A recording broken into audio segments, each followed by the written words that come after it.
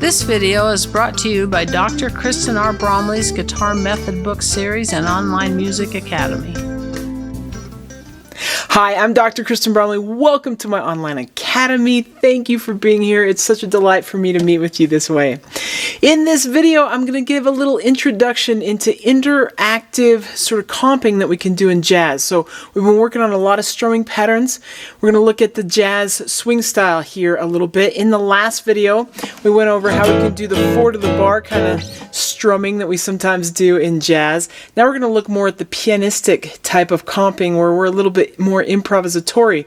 So we'll learn 4 different strumming patterns and learn how to kind of improvise with them and other ideas that work with them in this video. Because as we continue through the lesson series, we're going to be getting into 7th chords and 13th chords and 9th chords, chords that are often referred to as jazz chords, these really rich sounding chords. So we're going to do a little bit of strumming to get some things happening in that style, as it'll be fun to work on some of those chords using this type of strumming patterns. So, this video accompanies Lesson 14 from my Chords and Harmony Books 1 and 2 method book. We are going to be on page 92 here in this video. This V, W, X, Y, these strumming patterns are found there on page 92 as well. Alright, so let's dive right in. What we're going to do is learn each one of these individually. We're going to practice them individually with the chord progression there on page 92. Of course, as we play this chord progression, we're going to be jamming right along with bass and drum accompaniment, which makes it super fun. So, we're going to learn each one of them individually, and then we're going to look at improvising with these or other ones that come to mind kind of based on having worked on these, and we'll just kind of go at it in the spot because that's what we often do in the jazz style. So any one of these strumming patterns can be used repeated. They can also be combined into, say, 2 bars of a pattern. So there's lots of ways that we can use these specifically, but usually when we actually are playing in a jazz context, then we will be a little bit more improvisatory as we're playing. But there are settings where we get that same sort of swing feel happening where we want to just play something that repeats over and over, and these are some great ones to use. So we'll start off with the first one. And I'm going to say here, I'll just work with the chords that are there on page 92. So we have F sharp minor that we've learned thus far in the lesson series. We also have B minor, C sharp minor, and C sharp 7. Now what I'm going to do as I'm playing these is I'm actually going to borrow some voicings that we learn in chapter 22 or lesson 22 where we add some minor sevenths to the minor chords. So I'm going to play F sharp minor 7, B minor 7, C sharp minor 7, then I'll still play C sharp 7 because that's a richer sound, the sound that we hear lots more frequently when we're playing in jazz. But it also works if you just want to play the bar chords that we've learned so far. You can also flip forward and learn those other ones if you'd like to. Okay, so we'll get started with this first strumming pattern.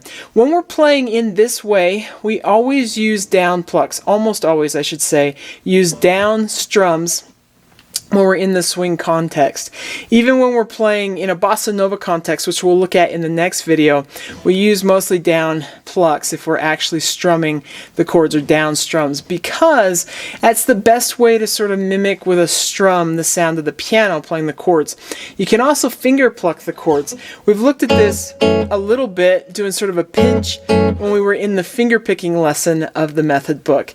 So you can just pinch and play them that way with your index, your thumb, index, middle, and ring fingers as you grab those strings. If you do that, it usually works best to put your thumb on the lowest note of the chord, which is going to be the bass. It'll be on the 5th or 6th string, and then use your index on the 4th string, middle on the 3rd string, and ring finger on the 2nd. We won't worry about the top string, but you can get a nice little pinch happening, and you can do that with any of these instead of doing down strums. But I'm going to do down strums as we are working on the strumming here in the video.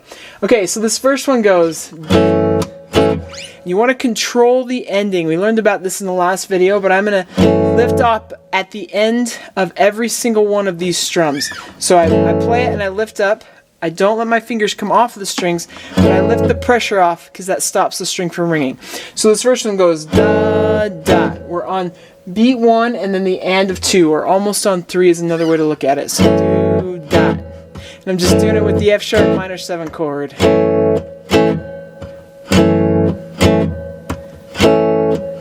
So you can get a little comfortable with that on each of the 4 chords that we're going to be playing. So I'm doing it on B minor 7 now. can do it up on C sharp minor 7.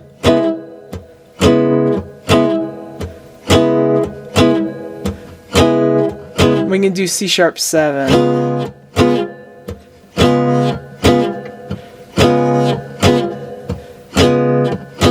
And with that, we're ready to start trying to plug this in to the actual chord progression. So we're going to play number 9 there on page 92. Should be familiar if you checked out the last video where we did strumming pattern letter U. So we're going to do that one, 2 different tempos. First a slower tempo and then a faster tempo. We will just insert letter V once per measure. It's going to be fun. Let's go ahead and play it.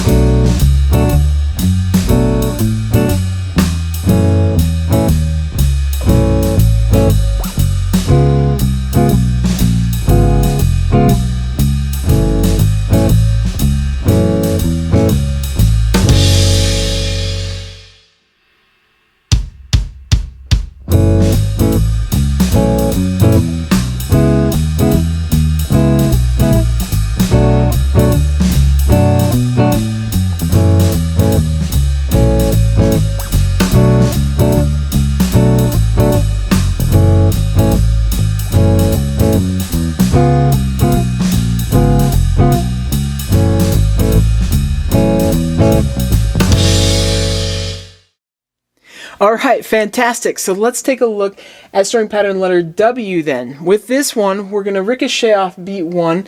So we're going to play right on the end of 1, and then we're going to play on beat 3. So it sounds like this with the F sharp minor chord. 1, 2, ready, and 1, and 2, 3, 4, 1, and 2, 3, 4, 1, and 2, 3, 4, 1, and 2, 3, 4. So you can practice that as much as you need to, even with each of the chords, but we want to go ahead and plug this one in with the chord progression and practice this once per measure there with the number 9 on page 92. So this one's going to happen at 2 different tempos, same as last time. First the slower tempo and then the faster tempo. Let's play it.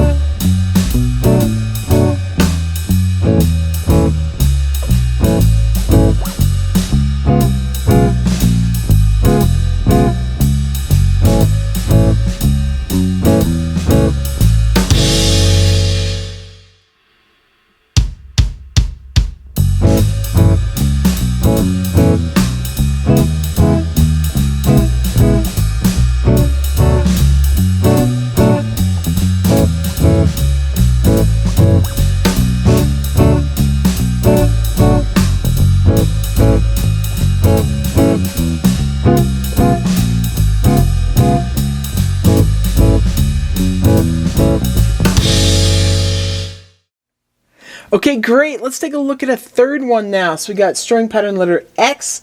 We're going to be on one and with the first little figure and then the and of 3 there. With this first one, you can choose to, when we're doing the finger release that stops the strings from ringing, you can play the first 2 down strums and then release when we come on the and of 1, or you can control both of them and do a little bit of a finger release for both of them. So it's kind of a little variation that you can do there.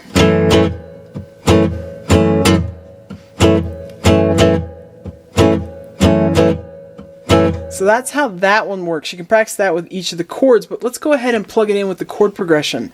So same as the last couple of times, we're going to do it twice. First at a slower tempo and then a faster tempo. It's going to be great. Let's do it.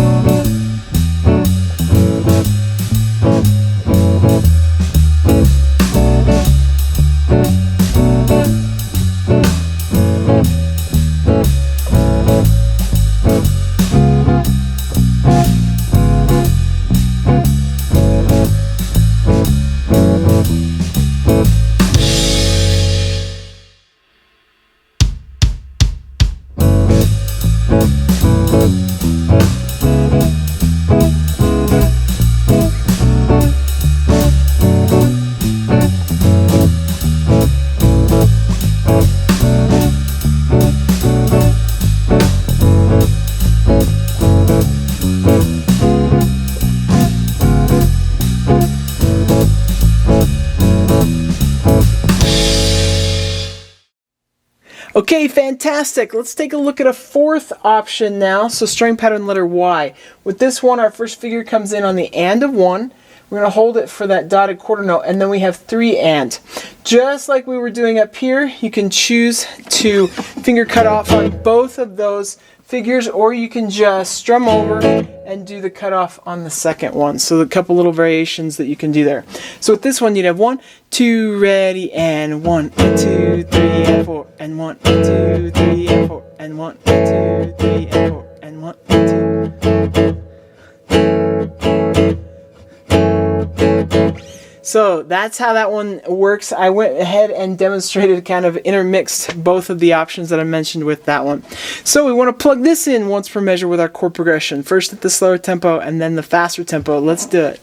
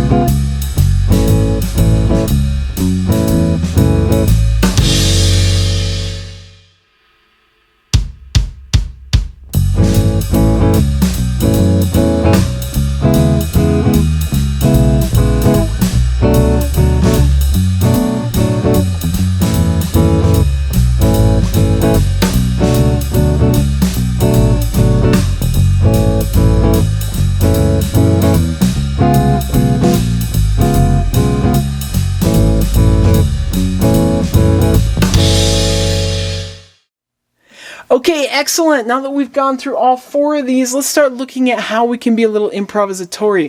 Before we do, I want to mention some ways that you could also get some variation with each of these. One way is to, instead of ending with, say, a short note, or having a short note in a place, you could have a longer note. So with this first one, instead of going do that, we could hold this out longer.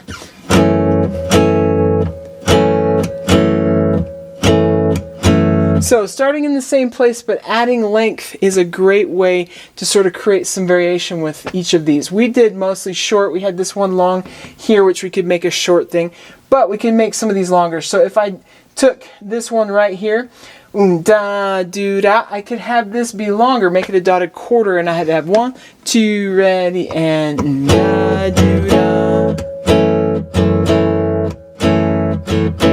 So if you want some other ideas, you can play around with it like that. You also don't have to always have 2 or 3 figures in a measure. You could just do 1 of the figures, for example, or 2 of the figures in these ones that have 3. But what happens when we're playing in sort of the jazz context is we kind of improvise our rhythmic ideas.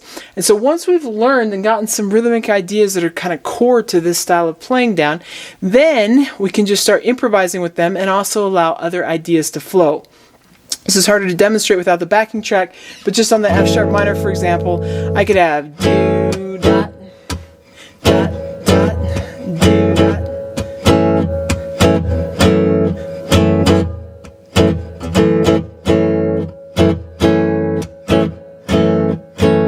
So I was just playing around a little bit. Having worked these together, you ought to be ready to do that too. So we're going to play with that same jam along backing track one more time. This time I'm going to be improvisatory with the rhythms, and if you just want to listen, follow along and copy, you can, but you can also just play along with me being improvisatory yourself. So we'll have the 2 different tempos, first at the slower tempo and then at the faster tempo. This sort of thing really helps with being able to play in this sort of way. You got to have a band to play in this sort of way. If we don't have a band, then we're really doing a lot more of the types of things that I explained in the last video, though we might add some of these rhythms in. So we learned the forward of the bar.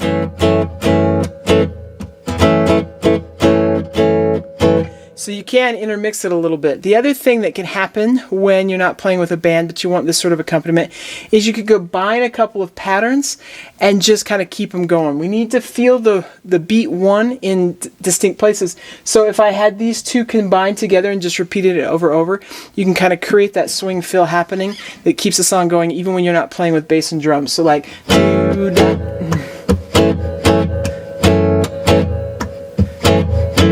you can add in a little variation. As long as every couple bars you keep coming back to this anchor point of starting right on the beat. So you can do that without playing along with the band, but learning to comp in this way along with the band is probably a little bit easier, and it's something that we do a lot more often when we are playing with a band. So let's jam together on this backing track, just trying to improvise in the rhythms that we use. It's going to be great. Let's do it.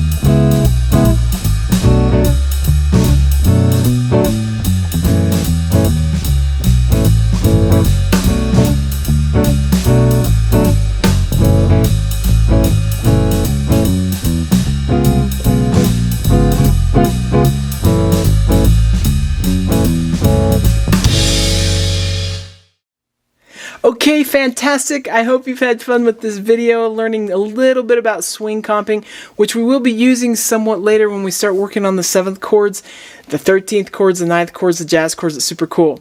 Now, with jazz comping, it helps to get started with swing style things, which we've done with this video and the last video, and then on the flip side to start working with some bossa nova, some Latin. So we're going to do that in the next video. We're going to take a look at some bossa nova strumming patterns. It's going to be great. Take care, and I'll see you next time. Thanks for watching this video. If you found it helpful, please hit the like button and subscribe to the channel, and be sure to check out more great content.